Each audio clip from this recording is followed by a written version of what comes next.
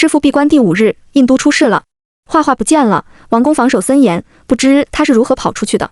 起初我们都没做他想，直到殷王派人封锁了城下湿水河，我的脑子轰得炸了。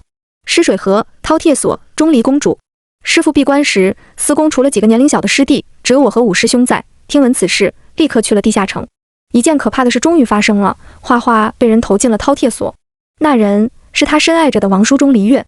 我们也是后来才知，真正的钟离月早就死了。师傅所说的饕餮所里发现的尸骸便是他。2年前回来的不是钟离月，冒充他的人叫申周，曾是大秦天官申柳公的师兄。此人心术不正，修的邪门歪道，已经坠魔。5年前，钟离月被他所擒，投了饕餮所，但不知什么缘故，饕餮没有醒。钟离月死在结界，申周冒充了他，将目光对准了殷王室最正统的公主钟离画。我不知画画知道这些的时候有多绝望。幼年时的九王叔早就被人所害，凶手化身他的模样，带着目的接近他，哄骗他。那目的是将他投所未受。哦不，画画永远没有机会知道这些了。2人那场以失败告终的私奔，令申周失去耐性。他没想到画画会为了一个奶娘的性命偷偷回去了。异妖册即将诞生，留给他的时间不多了。他要在慕容昭引渡妖兽之前，开启结界，搅乱湿水河。我师父说的对，世上最复杂的便是人心。申周后来被他所杀，但从始至终，师父都没有问他为何这么做。在我不知被柳公带回大秦的第多少年，天宫湿水池清亮，旁边的那棵枫树红了又青，青了又红，轮回交替，偶有枫叶飘落在池子里，鲜艳怒红。那时我趴在池子里，遥遥望着天上那轮皎月，问了柳公这个问题：申周何故如此？柳公很喜欢躺在树下摇椅跟我聊天，月光下，苍苍老者白衣白发，身形镀上一层银灰。他说：申周他呀，与我师出同门，曾是天瞻师尊门下最受瞩目的大弟子，其龙章凤姿，成誉四海，天志自然，不在你师父之下。天瞻是周王室时期的大宗伯，往上追溯，算是姜太公之徒。但那又如何？我一听这话就不高兴了，嗤之以鼻，如何能跟我师父比呢？还不是被他一剑戳穿了。柳公老儿叹息，可是慕容昭杀他不久，就形神俱散了。我沉默了，他又接着说，其实申周与慕容昭何其相似，他们那样的人本是皎如明月，无人可敌。你师父克己慎独，守心明性，申周却入了歧途。他争强好胜，为追求更高的造诣，违背师令偷练邪术，最终坠入魔道，被师门驱逐。连江，你要记住，人生的路只有一条，走错了是永远回不了头的。柳公说了半天，其实他也不知道申周为何要作死，无人知道他到底经历过什么。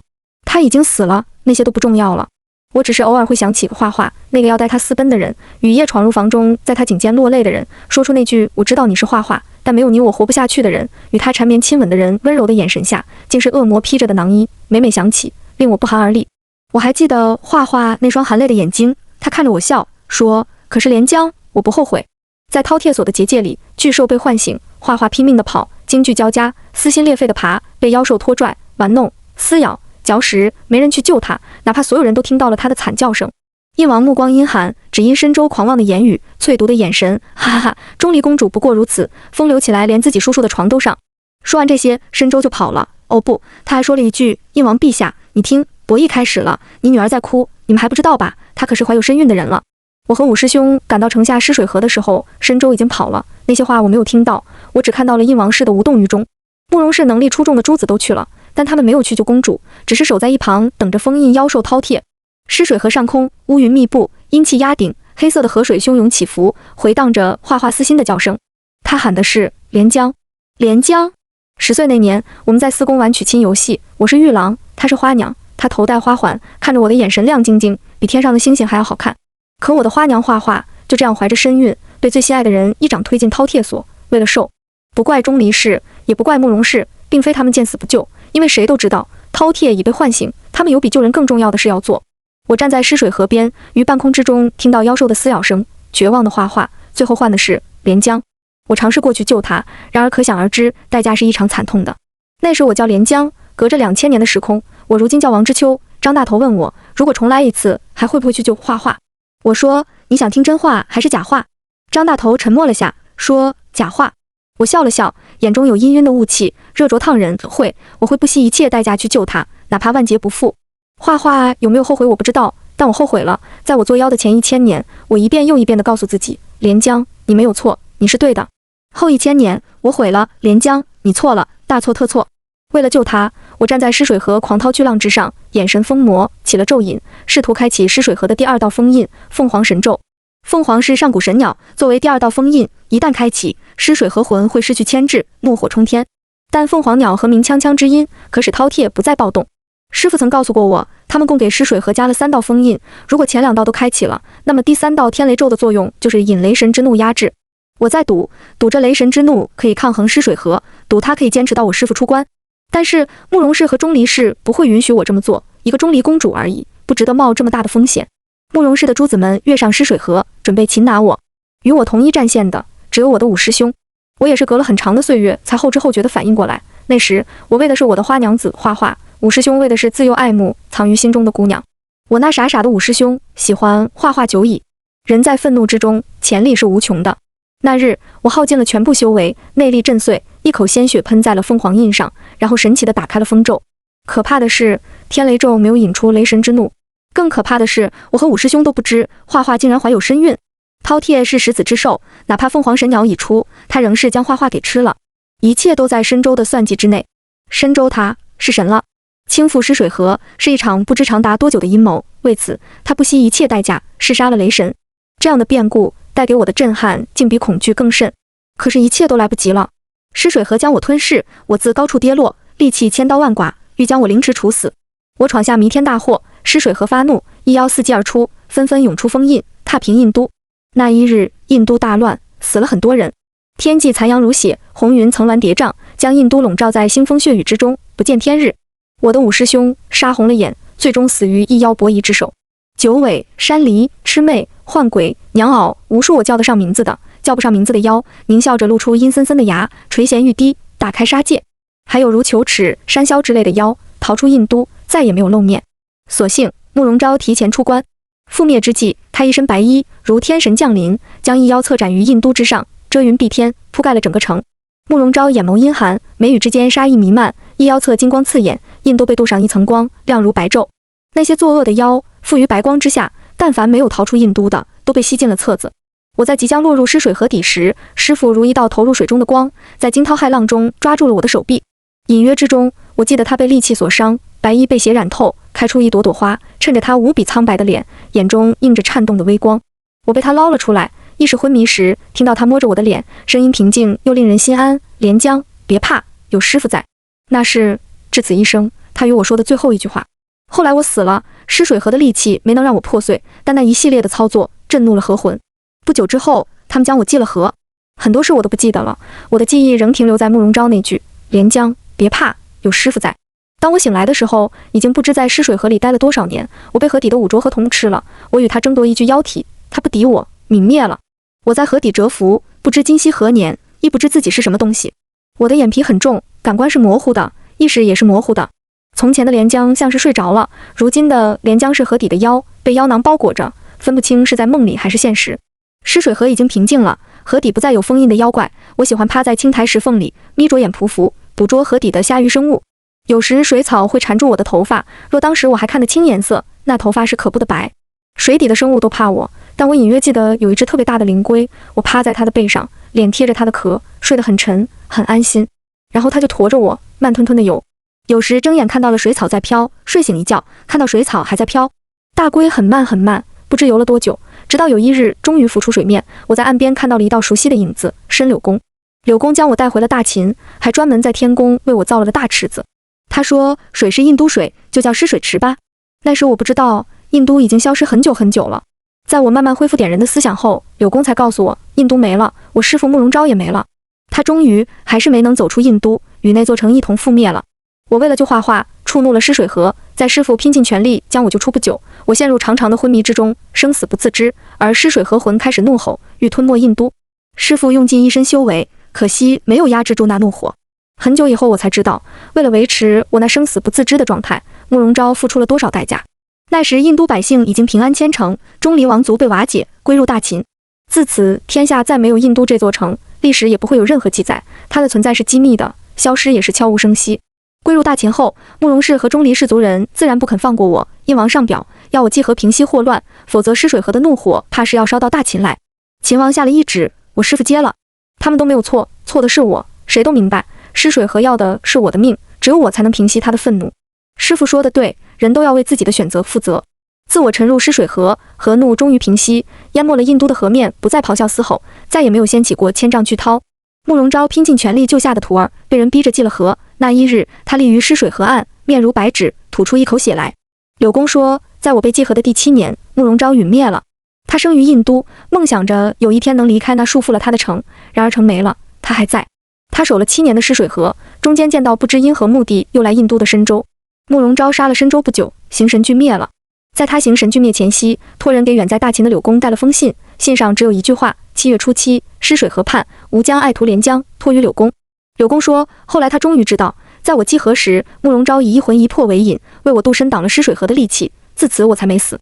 他知道后是震惊的，而我知道他的死讯时，已经成了妖，没有泪腺，心肠僵硬，想为他哭一哭都是做不到的事。慕容昭陨灭于他的执着，他是那样自负，守了7年，等我破茧而出。可惜上天没有给他机会，我碰上了五浊河童，他碰上了申州。故事的结局，我成了妖，他行神俱灭。我还记得他在司公所的玉榻上质疑浅睡的样子，穿着玄色长袍，发如泼墨，肤白如玉，鼻梁高挺，薄唇微抿，闭着的眉眼金傲高贵又疏离。他那样的人，一身傲骨，冰清玉洁，强大镇定如仙人之姿，将来得道高升也是有可能的。可我还苦了他。我还想起他闭关前日与我缠绵，眼波潋滟，薄面如霞。我唤他师傅，他轻声引诱我，连江叫夫君。我抿着唇，难得的脸红了，他还在哄我，叫一声好不好？我想听。哎呀，太难为情了，师傅，我叫不出口。他笑了，近在咫尺，额头相抵。好吧，不急，连江，我们来日方长。可是夫君，我们再也没有来日了。萧，长蛇怪也，人面兽身，好惑人，莫能逢之。摘录注子笔记。张大头问我，做妖是什么感觉？我从前嘻嘻哈哈地告诉他，美得很，不会饿，不会累，不会老，永远精力充沛，活蹦乱跳。不是我吹，现如今这天下，我是最厉害的妖了。张大头给我插刀子，所以申柳公才会在册子上加上你的名字吗？我立刻不太高兴了，说好的要做彼此的天使，中国人不骗中国人，结果遭老头子坏得很。柳公确实骗了我。公元前200年，老头子占了3次龙骨卦，连声哀叹。后来他从湿水池里捞出了我，对我说，孩子，大秦气数将尽，你走吧。他给了我那卷医妖册，我们俩在那棵枫树下唠嗑。他叨叨的意思大概就是我师傅那时提前出关，导致医妖册不完善，有很多 bug。然后他这个大秦大使天官耗时10年，呕心沥血，终于将 bug 修复完善。但是大秦快完蛋了，那些逃窜在外的妖还没来得及抓进册子。医妖册共有107种妖，现如今逃窜在外的还有29种。湿水河的祸事当年因我而起，现在烂摊子交给我自己去收拾。大意就是这些。他还说那本医妖册叫大使医妖册。我那时悠悠地说，医妖册明明是我师傅的杰作，为何叫大使医妖册？怎么不叫慕容医妖册，或者叫印都医妖册？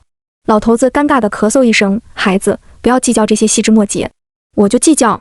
他可真损呢，当年湿水河满打满算也就封印了100种妖，结果他把飞头寮子那种通缉名单上的也给算上了，说什么一共107种妖。这还不是最重要的，我一路揣着医妖册升级打怪，打到半路发现一个让人头皮发麻的事，医妖册的隐藏卷轴里还有一个名字，第108名医妖，河妖连江。医妖册作为炼妖容器，比不上湿水河如寒冰地狱一般，然而却比湿水河更坑爹。慕容昭当年的设定是，医妖册里的妖每一个都有独立单间，独立封锁，那是一个完全空白寂静的世界，在里面的妖不用受任何痛苦，甚至可以完全幻化成自己想要的世界，想玩就玩，想睡就睡，想跑就跑。听起来很美是不是？但聪明如我，觉得完全就是自我欺骗。在梦境里不死不灭，亘古不变，你以为的活着，其实都是一场空，永无止境。庄子曾经说过，无生也有涯，而知也无涯。这样的无涯，这样的活着，有什么意义呢？在我成为妖的很多年，我十分伤心。或是我闯下不假，我也在积极补救，没有逃避。可是连柳公也不肯给我机会，他难道不知我已经是妖了？妖是有邪性的，没有例外。与同类相残，屠灭他们，克制着体内那股嗜血的冲动，忍受着1000年的孤独与寂寞。结果他想挖坑给我埋了，就不怕我妖性大发撂蹶子吗？有一段时间我极其消极，对于妖册之事很不上心，知道我的名字也在上面，还罢工沉睡过。我睡了100年，醒来后发现有妖物在我睡觉期间冒了头，做了恶。柳公临别时曾摸着我的头说，连江，你是好孩子，待你收录完了妖，将册子送去不周山，阿公给你安排了一个最好的去处。我信他个鬼，他给我安排的去处是医妖册，并且永远的将我镇压在不周山下。我伤心过后，消极怠工的睡了100年，醒来后突然觉得无比寂寞，无比孤单。长生不老，不死不灭，真的是好事吗？我看过朝代变更，沧海桑田，人间百态永生的意义是什么呢？我是白发白身的妖怪，我的脸是鱼鳞状，身体像恶心的泥鳅一样滑，手是蹼状的，还有一条光秃秃的白尾巴。我没有跟大头说实话，做妖一点也不好。我的眼里没有色彩，看到的全是黑白。我的鼻子闻不到花香，舌头尝不出味道，感知不到痛楚。只有附身在人类身上，才有活着的感觉。所以后来我有了很多的名字，叫过春香、秋月、婉宁、温清、简云溪，还叫过赵小娟、卢小果、张红霞，有过朋友，有过家人，最终都是生老病死一捧灰。后来我越来越孤独，越来越寂寞，更习惯附身于那些父母双亡无牵无挂的人身上。比如这个王之秋，从小在福利院长大，洁身一人来到陌生城市上学，又死于一场车祸，被我附了身，延续他的人生。除了慕容昭，我后来也差点爱上过别人，就像他曾经说的，聊寄于父子，只可于鸩犊。人生太漫长了，我太寂寞太孤单。当有一个男人看到过我的真身，没有被吓跑，而是坚定地去拉了我的手，我感动了。但那又如何呢？他会老，会死，会消失于轮回。我于是更加寂寞了。张大头说，那有什么？你可以去找他的轮回转世，继续跟他在一起。这想法很傻，他不知阴曹地府六道轮回究竟是什么，入了转生道，生死受胎，洗干抹净，再也不是当年人。现实就是这么残酷。我曾经也以为可以去找慕容昭的轮回，可笑的是我寻遍了六道，翻遍了四海，终于意识到柳公说的形神俱灭是什么意思。慕容昭和历史长流中的印都一样，永永远远的陨灭了，没有轮回，什么也没有，千秋万代，四海列国永远不会再有慕容昭这个人。后来我明白了柳公的用心良苦，沉睡在一妖侧，镇压在不周山，是和妖连江最好的下场。妖总是在不断成熟的，我已经活得够久了，在幻境中回到大秦印都，回到司宫，回到慕容昭和师兄师弟身边，是我最好的归宿。从前我对这种自欺欺人嗤之以鼻，在我成为一个历经沧桑、心态成熟的老妖之后，迫不及待地想回印都了，哪怕一切都是假的。那个运气有点衰的驰骋，最近经常来殡葬店。他老爹的身体好多了，度假山庄项目虽然不做了，但是把地皮卖了出去，据说是低价卖给了相关部门，准备搞个英烈公墓。不得不说，经商之人脑子总是异常好用。经过这一连番的糟心事，他家算是元气大伤，但瘦死的骆驼终究比马大。我问他，你妹最近忙啥了？他道，婷婷加入了什么古筝协会，担任了副会长，每天忙着各处指导参赛，我都不知他什么时候学会的古筝。以前对他关心实在太少，现在想坐下来聊聊都没机会，他太忙了。我心道，哟呵，这小日子过得还挺滋润，也没说来感谢我一下，可见是个没良心的。我和驰骋一人一张小板凳，坐在店门口晒太阳，嗑瓜子，聊八卦，从鬼怪文学聊到党的19届会议精神。我觉得这小子不错，有泰山崩于前而色不变，麋鹿兴于左而目不顺的气势。他说，王之秋，我看你第一眼就知道你不是普通人。我有些高兴，从哪看出来的？气质还是美貌？他说，从你敢把一个盒卖5万看出来的。我吐了嘴里的瓜子壳，肤浅，要不是我那个盒，地中海早就被趴在他背上的那个女鬼弄死了。所以你到底是什么人？这家伙长得很不错，脸部轮廓干净，线条分明，浓眉微挑，眸子漆黑，此刻正一本正经地看着我。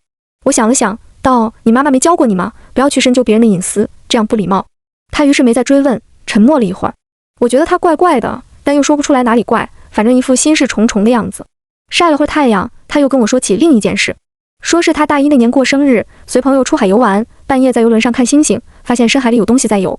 当时夜色浓重，海里那一抹白像一道银光，他拿出望远镜，看到那东西很像人的雏形，但又不像人，因为沉浮入海时，它有一条长尾巴。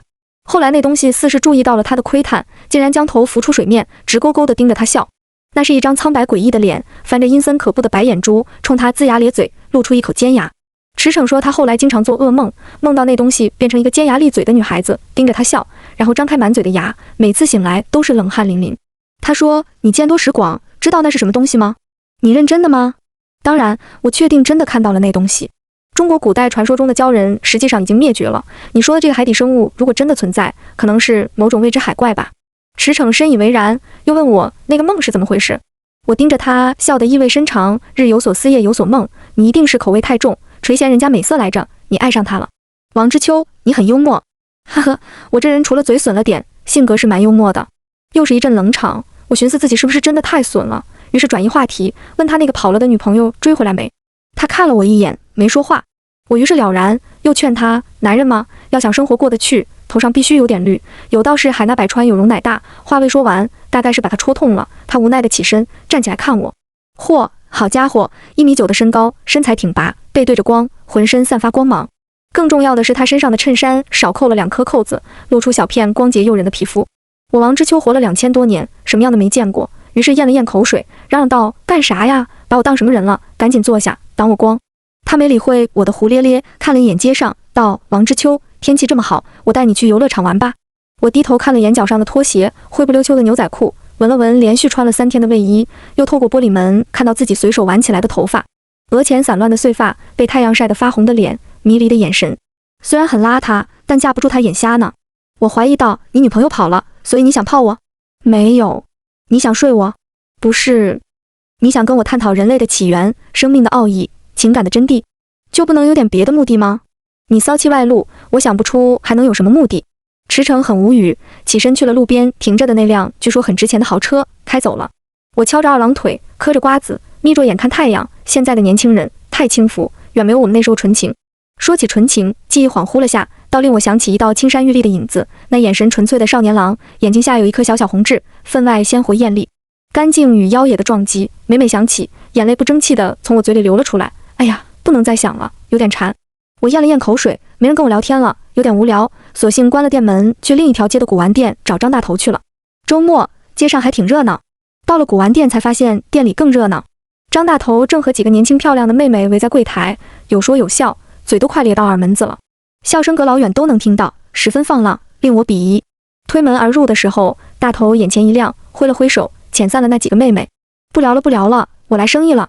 几个女孩心有不甘，其中一个黄头发妹妹还撒娇地晃了晃她的手。张润泽，晚上跟我们一起去吃火锅吧，我好久都没见到你了。大头模棱两可地将他们送出了门。再说吧，妹妹，我最近有点忙。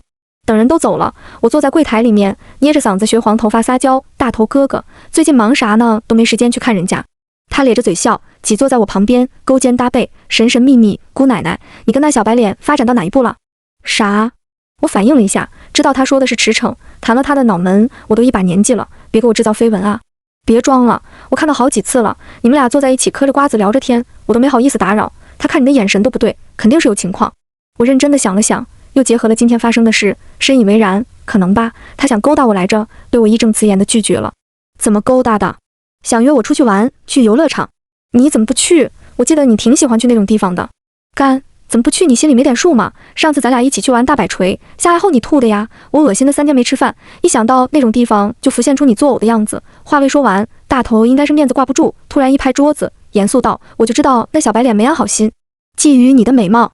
柜台有个小镜子，我拿起来照了照自己的脸，早上没洗，也没化妆，眼角有疤疤，脸上有雀斑。我很不自信地问大头：真的美貌吗？大头伸手把我的眼屎扣了下来，要相信自己知道吗？你是最美的。我很感动，一把搂住他的脖子，险些勒死了他。不愧是我亲手养大的孙子。大头原名叫张润泽，确实是我亲手养大的孩子。1967年，南方乡下农村，我俯身在一个上了吊的女孩身上。那女孩叫张红霞，20岁，父母早亡，有个哥哥相依为命。哥哥叫张红兵，大他10岁，是个木匠。兄妹俩从小吃尽了苦头，张红霞特别能干，养鸡喂猪，下地插秧，晒得一张脸又红又糙。因她手脚麻利，性格又好，早早的有媒人上门说亲，是同村唯一的大学生赵佳琪。赵佳琪才17岁，还在上大学，长得眉清目秀，内敛老实。之所以提亲，说的好听点，是因为他娘李翠萍喜欢张红霞；说的难听点，是因为他家太穷，张红霞能干，哥哥又是村里唯一的木匠，指望他们帮一把赵佳琪。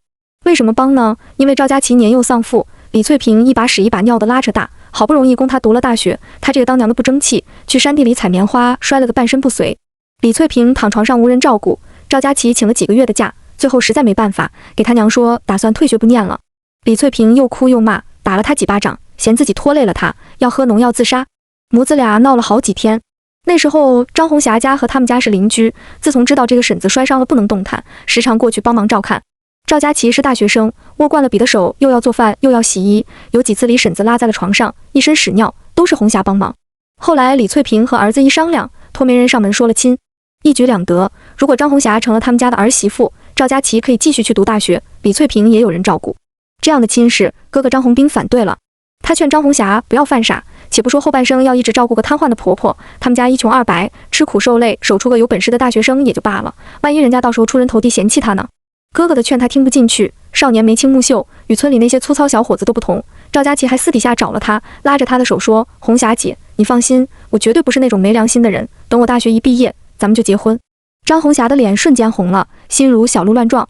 后来谁劝都没用，赵佳琪去了城里上大学，暑往寒来，张红霞数年如一日地照顾着准婆婆，任劳任怨，无悔付出。赵佳琪的学费也是她攒了卖猪钱交的。就像你们看到的电视剧一样，张红霞是个淳朴单纯的傻姑娘。有一年冬天，她给赵佳琪缝了新棉袄，又因赵佳琪有段日子没回家，第一次去了城里大学找她。她大包小包，好不容易找到了佳琪的学校，操着乡下口音问东问西，终于站在了赵佳琪的面前。张红霞高兴地去拉她的手，告诉她带了很多吃的给她，还包了饺子，还有她亲手缝的棉袄，可暖和了。可赵佳琪将她拉到了偏僻的地方，面色不善，让她赶紧回去，还把那棉袄塞进了她的蛇皮口袋里，推着她出了校门。张红霞看了看自己身上的棉袄、棉鞋，为了来看她，她特意穿的红色，鲜艳且俗气，跟那些面容白净、穿着洋气的女大学生比，实在丢人。她很听话的准备回去了，并且暗下决心再也不去城里找赵佳琪，免得给她丢脸。可是有个长得很漂亮的女学生看到了她，热情地跑来问赵佳琪她是谁。赵佳琪说是我姐。哎呀，接下来的事儿我实在不想讲了，小说电视剧大家都看过吧，艺术来源于生活。赵佳琪毕业后留在城里工作，娶了城里大学生老婆，还把瘫痪的李翠萍接走了。他给了张红霞一笔钱，说是这些年照顾他娘的辛苦费，反正是薄情郎痴情女，邻里议论纷纷。张红霞上吊自杀了。他前脚刚咽气，我后脚就上了他的身，在房梁上翻了个跟头，把脖子从绳圈里取了出来。别问我为什么不救他，且不说我活了1000多年，看透人情冷暖，生命轮回。像你们不插手动物界的食物链一样，丰都鬼城也是有规矩的，我们不能插手人类的生老病死。总之我成了张红霞，从屋里走出去的时候，谁都不知道皮囊之下是一只妖。村里人都说张红霞自从被赵佳琪抛弃后，性格变得孤僻，古古怪怪。实际上那群爱嚼舌根的老娘们都被我借机整过一遭，借用了她的身体，总要帮她做些事情的。他哥哥张红兵后来很发达，赶上改革开放的好年代，从一个给人打家具的木匠，成为地方最大的家具厂老板。我成了张红霞后，在村里待了一段时间，后来去城里饭店给人打工，好巧不巧的还遇到过赵佳琪和她怀孕的太太来吃饭，那场景叫一个尴尬。我素来是恩怨分明的人，于是出手给了赵佳琪一点小小的教训。这教训就是张红霞伺候了他娘3年，我让她也瘫了3年。出来混总是要还的，然而人性总是经不起考验的。他瘫了才几个月，那个有钱的城里老婆就抱着孩子义无反顾地回娘家了。绝望之下，他似乎又想起了张红霞的好，竟然托人来找我。我冷笑着骂了他一句：“狗威的！”如此过了几年，张红霞始终一人，终身未嫁。哥哥张红兵也被我渐渐疏远了。他对张红霞来说是个好哥哥，但对我来说不是，3番4次的来骚扰我，逼我相亲嫁人。我搬了几次家，终于在40岁那年彻底摆脱了他，断了联系。无语的是，在张红霞50岁这年，他那不靠谱的哥哥又找到了他，看他日子过得不错，塞给他一个3岁的男孩。那男孩叫张润泽，是张红兵的孙子。家里有钱了也不见得是好事。张红兵成为家具厂大老板后，依旧艰苦朴素，但娶了个败家子老婆，生了个败家子儿子，又娶了个败家子儿媳妇。3人合力把他的家具厂败没了，然后媳妇跟他离婚了，儿子因打架斗殴抓进了局子，而媳妇也改嫁走了。唯一的孙子张润泽才3岁，而张红兵已经60多，还欠了一屁股家具厂的债。辗转找到了妹妹，把小孩一塞，说托他照顾一段时间，结果没再接回去。1985年，土地资源贫乏，东3省灵异事件层出不穷，火葬开始推行。那时我在城里开了第一家殡葬店，红霞殡葬。刚开始生意惨淡，到了1997年，火葬全面实施，我的生意好得一塌糊涂，不得不坐地起价，被人骂黑心老板。99年，3岁的张润泽来到我身边，胆小、生疏、敏感。他很有礼貌，奶声奶气的叫我红霞姑奶奶。他是被我养大的，因刚来的时候营养不良，头比较大，我唤他大头。我们一起生活了15年，在他18岁时，张红霞67。我寻思着他已经长大成人，而且张红霞67了，一直不老也不是个办法，所以在一个清晨，不声不响地脱身了。我从不会在一座城市久留。后来我来了现在这座城，四处游荡，在街上看到因车祸死亡的女大学生王之秋，她倒在血泊中，瞪着眼睛看着我。我帮她合上眼睛，碎伤了她的身。大学毕业后，我留在了这里，又开了一家殡葬店，知秋殡葬。诡异的事情发生了，在我来到这座城市的第7年，一个如往常一样的早晨，拎着豆浆包子来店里开门，大老远就看到一个板寸头、单眼皮、痞里痞气的帅小伙，背着大背包，双手插兜，百无聊赖的踢石子。我一看那阵仗，二话不说，撒腿就跑。他一看那阵仗，二话不说，撒腿就追。我跑，他追，我插翅难飞。也不是跑不过，主要是大白天在街上不好施展消失术，二来他腿长。张大头从小就是体育尖子生，当然也不排除是被我拿拖鞋追出来的。总之那天我累成了狗，他背着大背包，一脸兴奋地在我面前原地跑步。姑奶奶，跑呀，继续跑呀！那副贱兮兮的得意样子，不愧是我养大的孙子。我原是大意了，大头跟我生活15年，从前总觉得他年龄小，很多事不避讳，让他小小年纪就见过鬼，打过黄鼠狼精，还处理过一次尸变，那时候手机还不流行。他有时候缠着我一起玩，我就把他扔进镜台看电视剧。我们还一起去舞厅跳恰恰，吃肯德基，喝哈啤，打游戏。我从前说慕容昭是个教育跟不上的师傅，而我恰恰与他相反，我是教育太超前的姑奶奶。我家大头从小见多识广，历史学得甚好，古玩文物鉴别手到擒来，就是学习成绩不行，每次考试倒数第一。他考了倒数第一的那天，我会拿着拖鞋追打他一天，次数多了，导致他学校的体育竞跑会拿冠军。后来他高考结束，成绩也是一塌糊涂。我问他将来有什么打算，他说在我店附近开个古玩店，然后给我养老送终，等把我熬死了再继承我的殡葬店。为了给他个惊喜，我第2天就死了。现在的孩子太难搞了，我甚至不知道他怎么找到这里来的，又是怎么找到了知秋殡葬，又是怎么一眼就认出藏在陌生皮囊下的我的。其实他早知红霞姑奶奶不是普通人，毕竟我那时候60多了，还很年轻。总之，大头又留在我身边了，还在隔壁一条街开了家古玩店，生意出奇的好。张大头长得痞帅的，又能说会道，喜欢他的女孩子很多。隔壁大学的漂亮女学生，旁边开服装店的女老板，有过一面之缘的客户姐姐，看到他都是两眼放光。大概是他身上有种随遇而安的懒散气质吧。虽然讨女孩喜欢，我家大头却不是渣男，这一点应该跟我的教育有关。在他很小的时候，我就告诉他，感情是很可贵的东西，不可糟践。他也认真谈过一个女朋友，我记得那个女孩叫周妮妮，本地人，家境殷实，长得也漂亮。他们俩谈了一段时间，女孩特别喜欢他，家长也比较开明，提出要见他一面，还要给他们房子车子结婚用。普通人梦寐以求的事，他竟然拒绝了，接着就跟人家分了手。周妮妮哭得眼睛都肿了，我知道后有点摸不透，上门去问她。我说，大头，你要搞清楚，你的身世跟孤儿也没区别了，这么好的女孩子都不要，你想什么呢？可不要做令自己后悔的事。结果他说，姑奶奶，谈恋爱可以，但我是单身主义者，这辈子不打算结婚的。我坐在地上抱住他的腿，我的侄孙优，你可不能跟姑奶奶学啊，咱们老张家的香火不能断在你身上，你可以不结婚，但你得生孩子，不然我对不起我那死去的大哥。行了，王之秋，打住吧。他说。我立刻起了身，拍了拍屁股走人了。我一个活了2000年的妖怪，闲得蛋疼，关心人类的繁衍问题。我一向要求自己少和人类产生羁绊。张大头谈不谈恋爱，结不结婚，压根不重要。每个人有每个人的活法，生老病死，人生几十载，开心最重要。很简单的道理，是不是？如果能顺利找到那头枭，我就会真的走了。大头届时是我在这世间唯一的牵挂。你看，这就是与人类产生羁绊的后果。我吃了那么多的教训，仍是不长记性。漫长的岁月里，往往留下的那个才是最难过的。张大头是我养大的，平日里在装的没心没肺，与我感情也是深厚。我有一年愚人节想跟他开个玩笑，故意在店里装死，还留了张纸条，恭喜大头喜提第2家殡葬店。结果他来了，看到纸条脸都白了，跪在地上抱起我的尸体，身子抖，声音也抖，眼泪蹭到我脸上。他说，姑奶奶，这次我要去哪儿找你呢？我去哪儿找你？你告诉我。哽咽，失声痛哭。绝望，那感情丰富的令我心头一颤，我顿觉心塞，这小子太重感情了，对我而言并非好事。当时他哭着哭着，擦了擦眼泪，惶恐如孩童，你别想丢下我，我明天就把店盘出去，我能找到你，7年不成就找14年，14年不成找一辈子。我他妈立刻翻了个白眼，别爱我，没结果，除非你能活过我。张大头喜极又气，那么帅的一张脸，哭成了狗，差点将我勒死。你下次再想走，好歹打声招呼，提前说一声，搞得我都没给你准备寿衣。这次是真翻白眼了，我想改天还是要劝劝大头找个女朋友结婚生子的。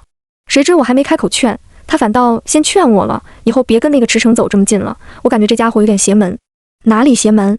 咱们才认识他多久，通过他抓了条球齿，又抓了个飞头僚子，感情妖怪都跑他身边去了，我觉得不对劲，世上男人千万，没见过他这种稀妖体质。我开心地说，好事啊，这么看来池诚是我的福将，我之前100年都等不到一个正经的妖，如今一口气抓了俩，如果通过他能抓到最后一只枭，我该给他送个锦旗，锦旗上写3个大字，么么哒。大头看我侃侃而谈，眼神微动，姑奶奶，你能等我死了再去抓那只枭吗？为啥？我又不打算结婚，也不生孩子，将来没人给我送终怎么办？是啊，我最近也一直在琢磨，你要不还是成个家吧，不然我走的也不安心，总觉得你老了以后会像门口的龅牙哥在街头乞讨。